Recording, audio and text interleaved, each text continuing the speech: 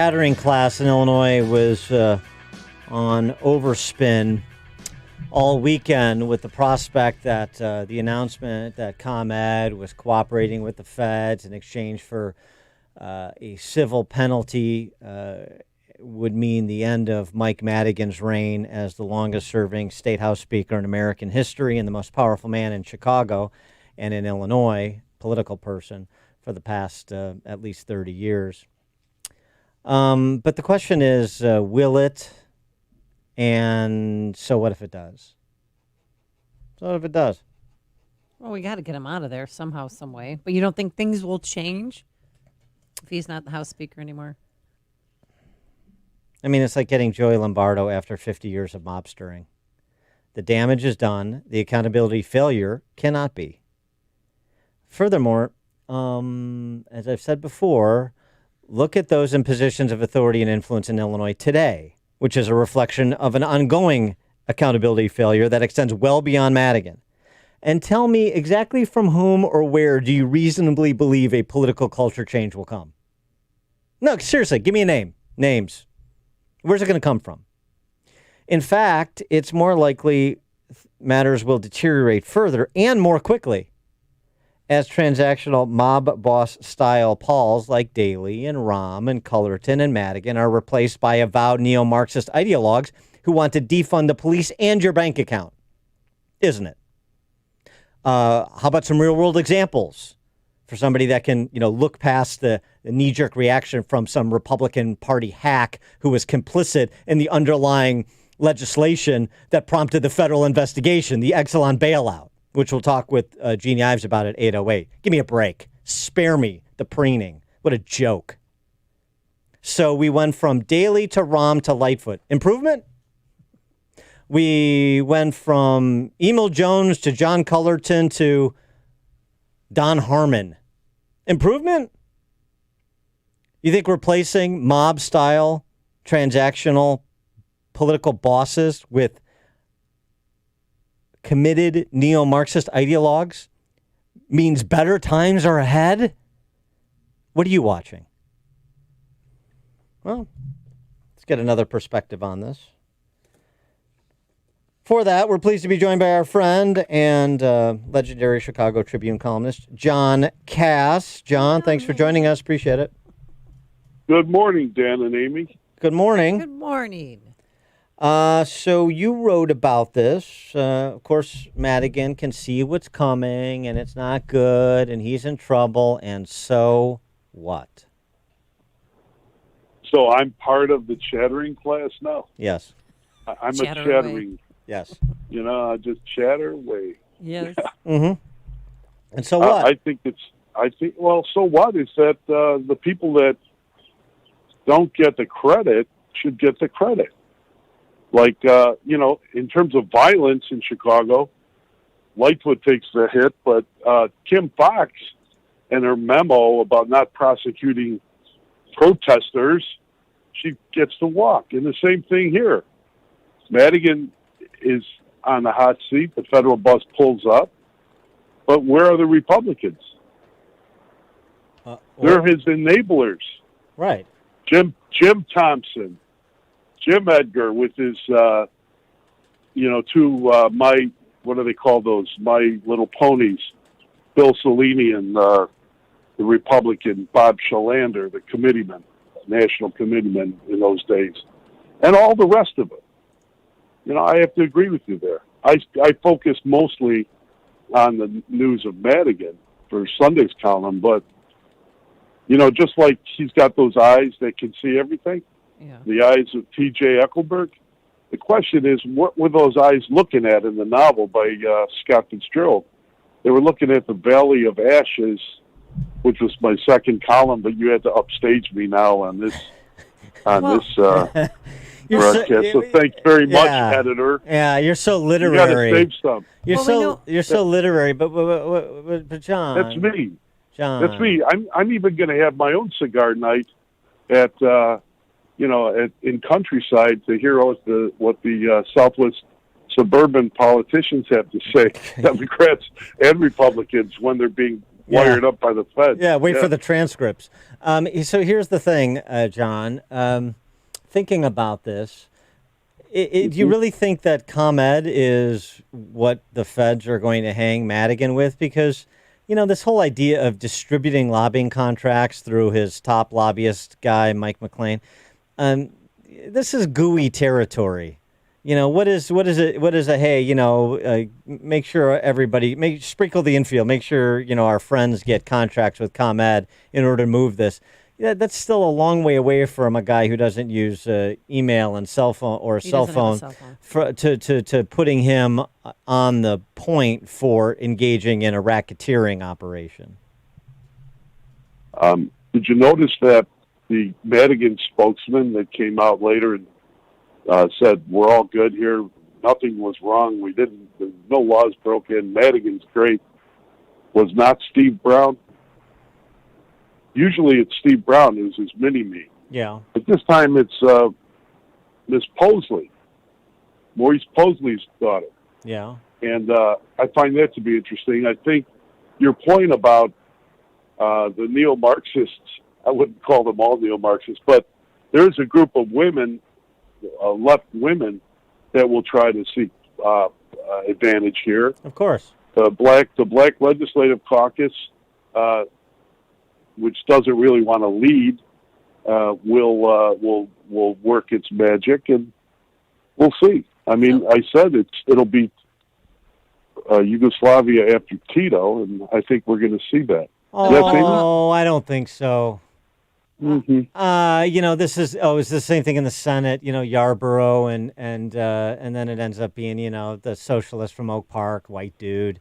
And they'll do the whole thing in the House when Madigan goes, and it'll end up being some socialist from the Lakeview, like Ann Williams or something, and then everything will just muddy along, right? I mean, isn't that what's likely to happen? Is going to get it? Yeah, Amy, Dan doesn't seem too excited by this. No, he's not. But so Madigan, he wasn't charged with any crimes yet, but if ComEd doesn't comply for this 3-year deal, that they have to, be sure that they're saying names and things like that. But why wasn't he charged? I don't get it. Well, he's public official A. Yeah, who is public official A? Why did they even ask that on Friday? Well, because they wanted it on tape. They wanted it on tape, but in the document, public official A is identified as the Speaker of the House. Right. And that's Madigan. So, I don't know. Well, how soon before he gets pinched?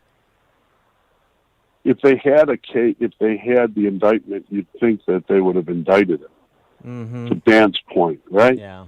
Yeah. And they didn't. And you also all we saw was. I'm sorry. Yeah. Go ahead. All we saw was.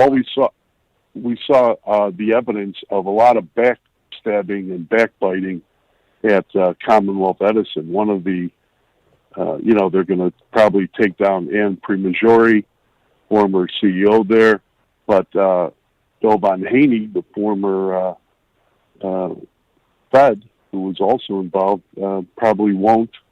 He's ill now, and we'll see what happens with that. Yeah, and you also have these concurrent investigations they're running on things having to do with gambling and red light cameras and who knows what else. So, yeah, I'm sure they want to have all tracks lead to Madigan, and so they probably aren't where they want to be at this point. So again, I say, maybe they get him, maybe they don't. I mean, all this frenzy over this is just. I mean, is that unfair to say? It's like getting Joey Lombardo hiding in somebody's backyard when he's 80 years old.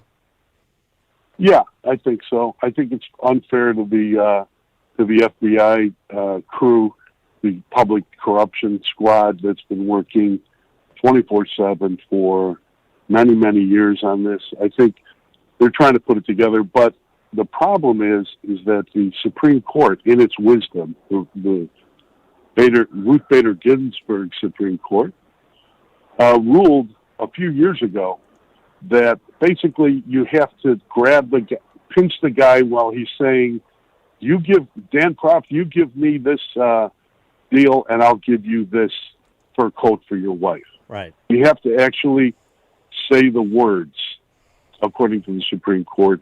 And everybody who understands politics knows that people who talk that way are generally isolated, and you walk away from them because you know that they're wearing a wire.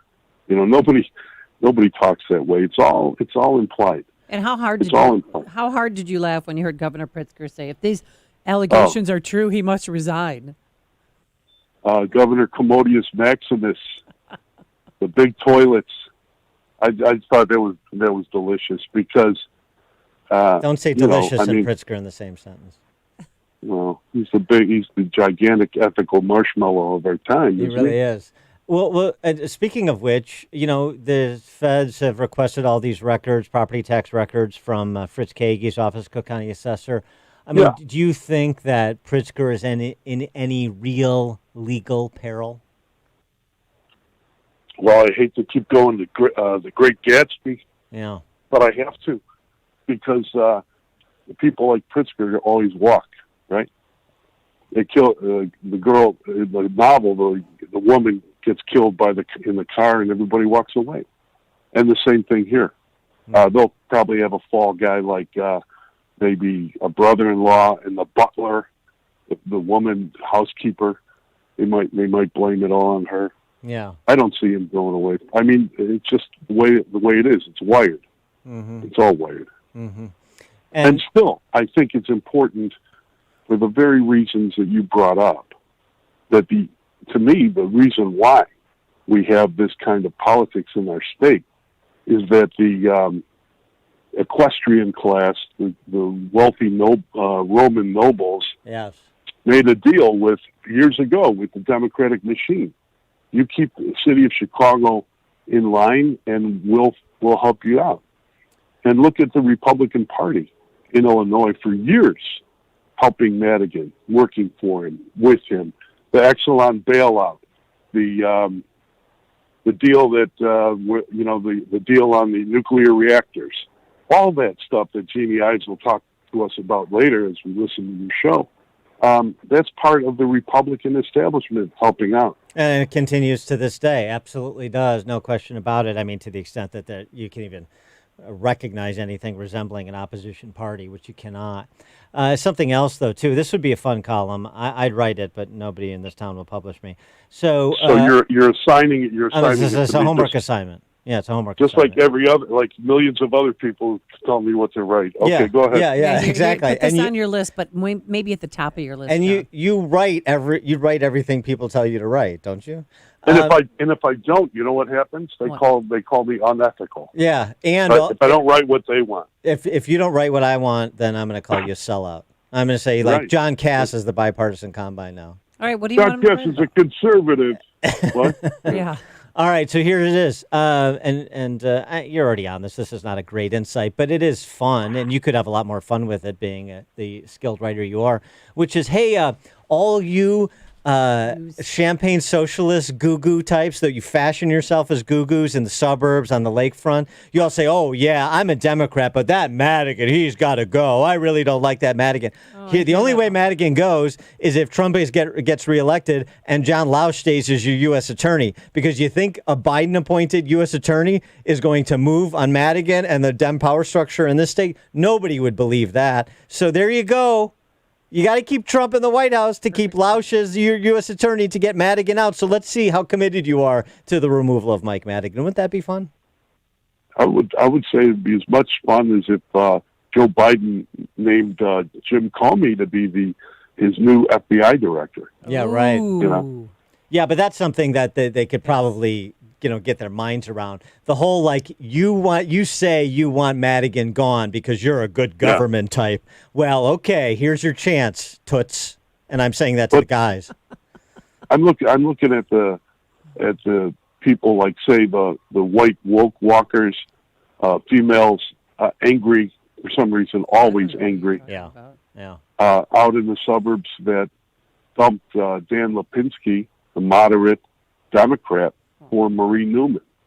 They're going to be wanting Madigan gone. Maybe Newman won't have the guts to say it publicly, but Madigan goes and they move up. Right? It's like a Soviet system, isn't it? Yeah, pretty much. Yeah, it's a Politburo format or facsimile of it. Let me, while we have you, John, I just want to take your temperature on this, and not in a COVID kind of way. Oh, come on. Get that Lightfoot, forehead scanned. Mayor Triple Threat, still, in that liking phase of a Lightfoot. How do you think she's presiding over the ongoing disintegration of the city? What I tried to get to earlier, and what I'm getting to on my podcast, the Chicago way, and also in the column, is remember a week ago, Tim Fox, the George Soros candidate and protege of Tony Preckwinkle, came out with a memo that hasn't really been widely circulated that says she's not going to prosecute protesters. Right. Yeah. Well, it's going swimmingly well. What happened at the Columbus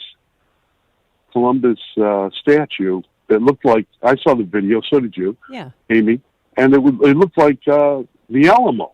Yeah, I mean, like 20 cops against thousands of people throwing ice bottles at them and bags of urine and rocks and sticks and then fireworks. But they were unarmed. I mean, honestly, they did not have enough protective gear on. And where was everybody else, the backup to help them? 18 police officers, including a sergeant who might lose his vision, were injured on Friday night. And where's Lightfoot? She releases a press release 3 hours after the fact and supports the protesters and their right to free speech. No. That's her number one concern. Good people on both sides. Good people on both sides. I get it. I understand the rhetoric, and I appreciate the skillful way both of you are sticking it to her, and I understand that. But the larger question is one of violence, the sense of lawlessness in Chicago. Oh, that's awful.